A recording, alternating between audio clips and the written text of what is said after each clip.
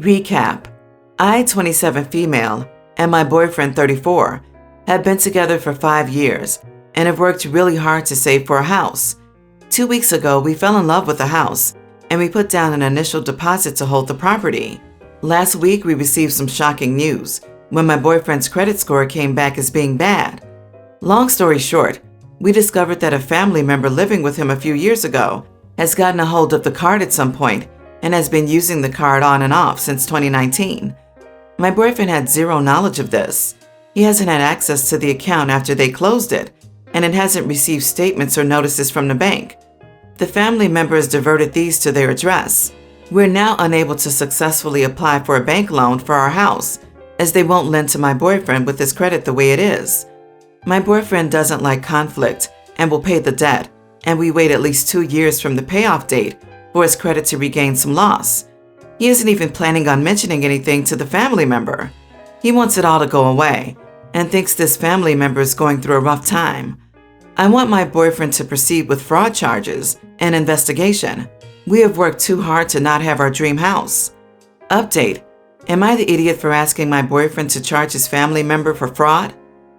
I spoke with my boyfriend about my concerns and was honest with him that what he told me didn't all make sense.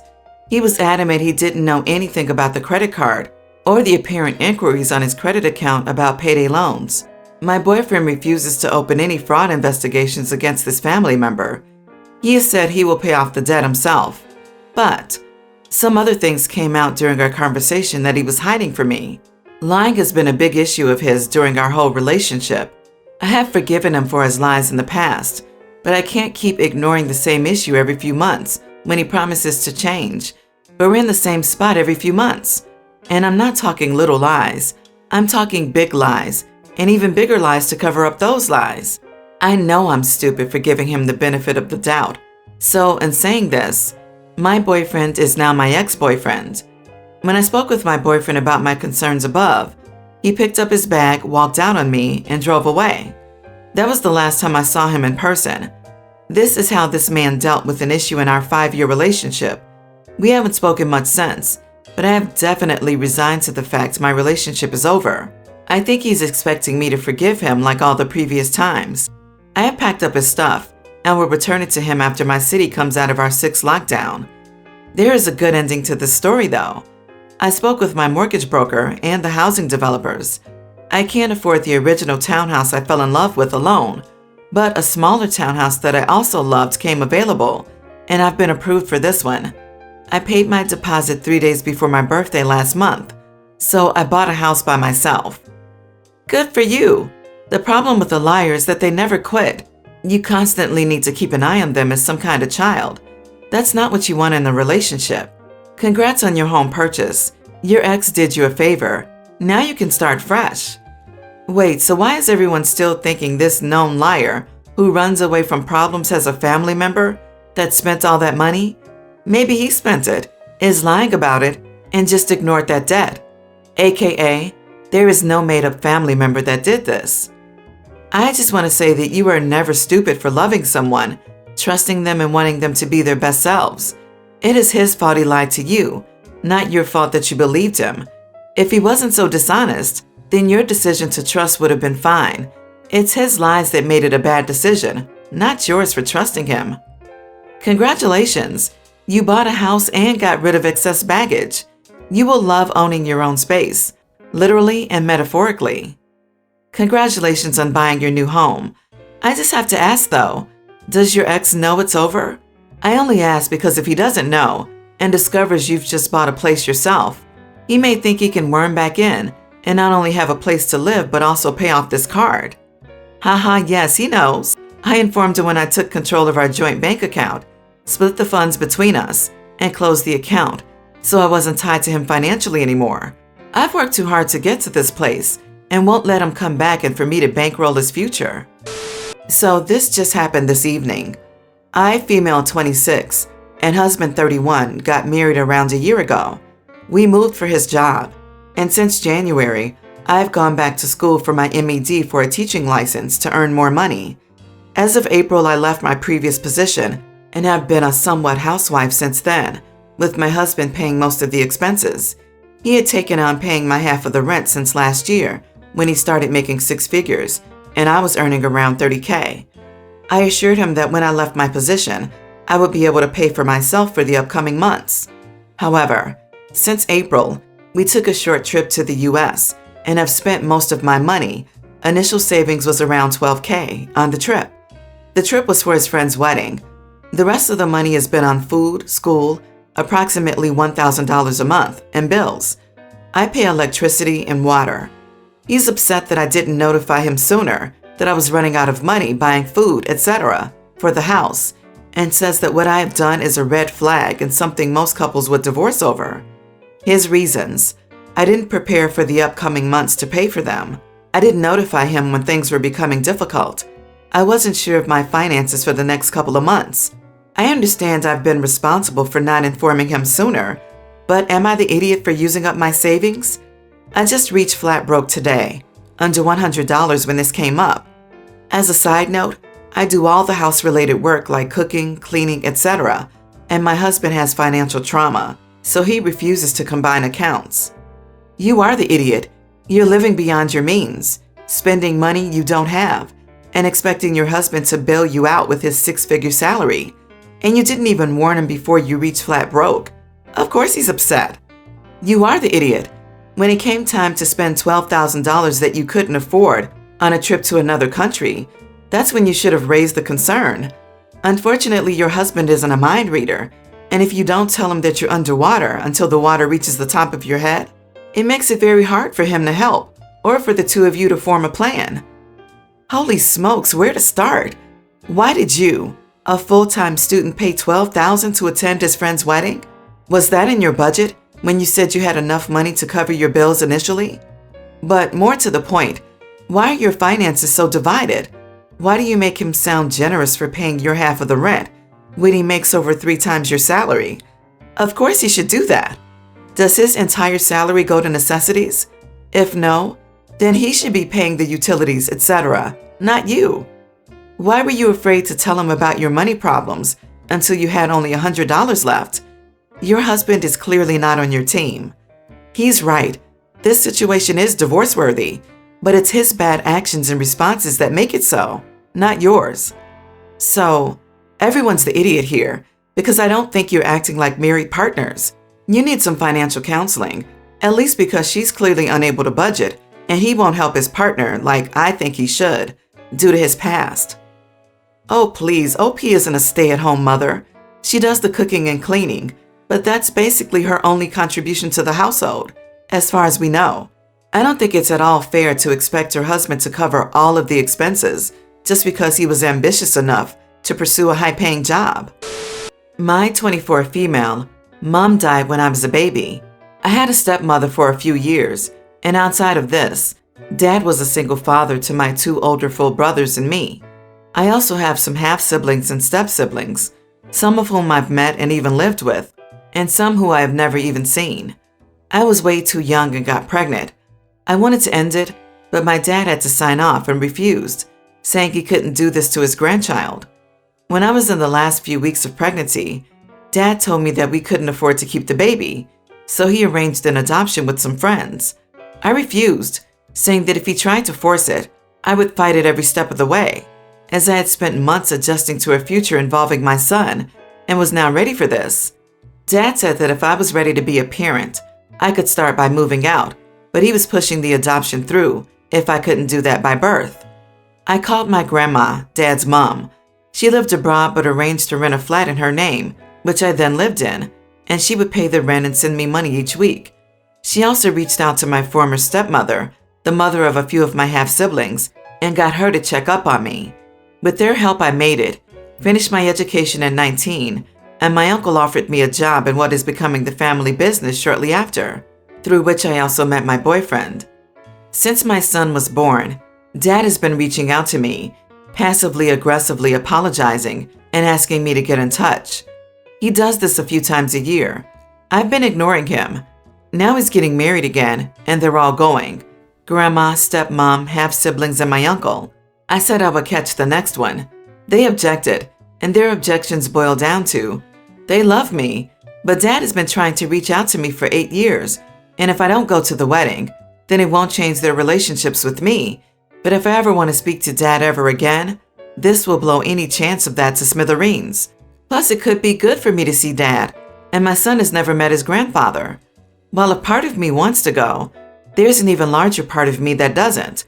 I need some objective advice on if I should go and why. Screw that. Don't go to the wedding. He's in the wrong. So if you feel ready to forgive later on, I doubt there's an artificial cutoff point such as this. Now, he is an even bigger idiot than he was in the past, and you don't need him in your life. He does not get to give you deadlines on processing your pain. I mean, him giving up on you? Is that such a bad thing? It really shows what kind of person he is. This is a man who forced his daughter to carry a child. This man tried to force his daughter to give up her baby in a shady adoption. This is a man who refuses to accept his part in mistakes and offers half-hearted apologies to cover his tracks. He doesn't love you. He doesn't care about you. How is a fake reconciliation good for you? That makes no sense. Or do you want to spend time with him or talk to him? Seems to me you would reconnect with him because it's inconvenient for family gatherings. That's not a good reason, is it? If your son wants to meet his grandfather, he can voice this when he's old enough. Being the petty idiot I am, the best part of weddings are the speeches. They really allow you to let everyone know what you think. And the anecdotes? I'm sure the in-laws would love to hear the story about how your dad forced you to have a baby and how he kicked you out of your home because you wouldn't give the baby he forced you to have up for adoption. If you manage to give the speech before the I do bit, you might save that woman from being married to an awful person. I, 19 female, live with my 2 housemates, my daughter, and Julie, 22, housemate's newborn son. It's pretty hectic all of the time, but it's also pretty okay. I'm considered low income. I'm essentially living paycheck to paycheck at the moment. Usually I don't have money left to do anything literally for myself, but this week I did, and I decided to get myself a takeaway. I rarely eat fast food, so I was really excited about it today. It had arrived, and just as it did, my baby started crying. It was 6 p.m. when that happened, and I couldn't put her down until 7:15 p.m. I finally went back into the kitchen, knowing I'd have to reheat my food, but I was really hungry and didn't mind that I'd have to do so. When I got into the kitchen, I noticed the food was gone and the container my noodles had come in was sitting in the sink. I went into the sitting room where my 2 housemates were and asked if they had binned it, seeing as I took so long. Julie said that she had eaten it, thinking it was a gift for her since the meal consisted of her favorite menu items from the place, and since she orders from there regularly, she thought it was a surprise for her. I'm not sure what got into me, whether it was the fact I'm now unable to do anything for myself this week, the exhaustion, or the fact I was hungry, or all of the above, but I just started crying. I left the room and went to cook something out of the freezer and just went to bed right after that. I got a text from my housemate into the group chat about 15 minutes ago saying I was an idiot and should have left a note or bottled it up. Am I the idiot? Not the idiot. And don't overlook the simple fact you are not crying because she ate your food. You are crying because of disappointment and defeat. Someone took something from you that you anticipated and were looking forward to. They stole your reward for being responsible, and that is not okay. At any level, your housemate is a selfish and sensitive idiot for stealing your food and patronizing you by making a stupid excuse. I thought it was a surprise for me because it was something I liked. Wrong.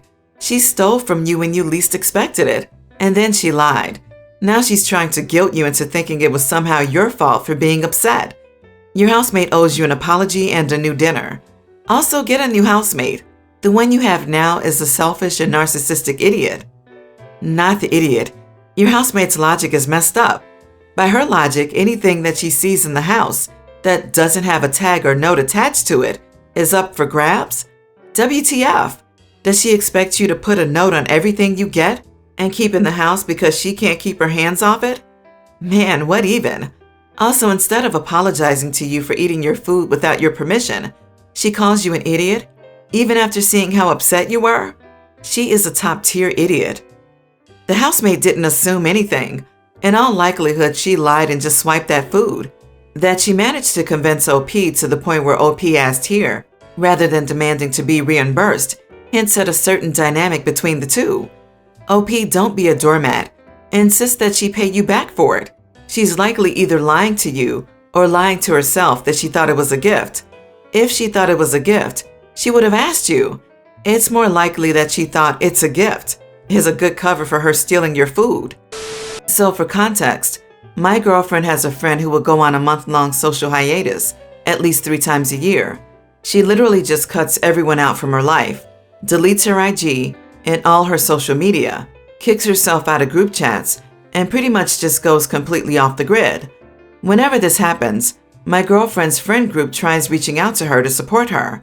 Sometimes they will go to her door and try to visit. Even when they know she's home, she will ignore it.